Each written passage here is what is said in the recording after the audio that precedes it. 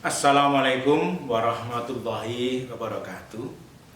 Para kadang kula Pak Wanto. Titiwanci menika badhe ngaturaken macapat Asmara Dana kanthi tema Kopi Temanggung. Sugeng midhangetaken.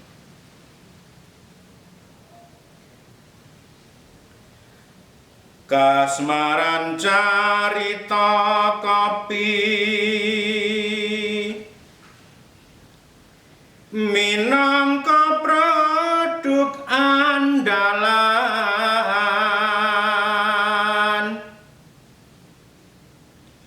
njajari mbako srintile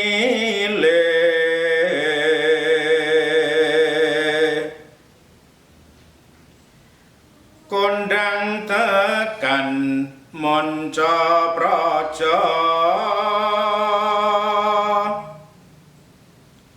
asring melu festival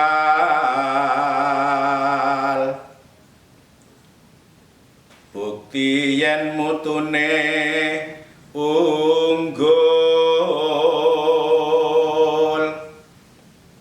mantep sedep tur mirasa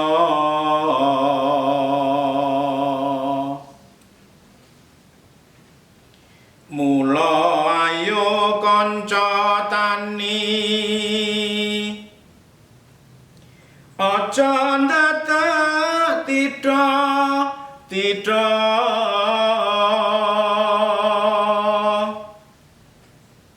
nangkarake wit kopine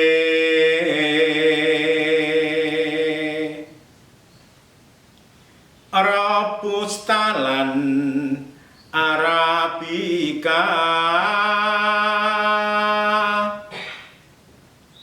nut lahan kang sumadya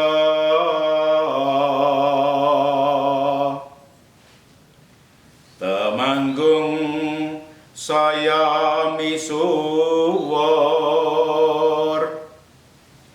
petanine sejahtera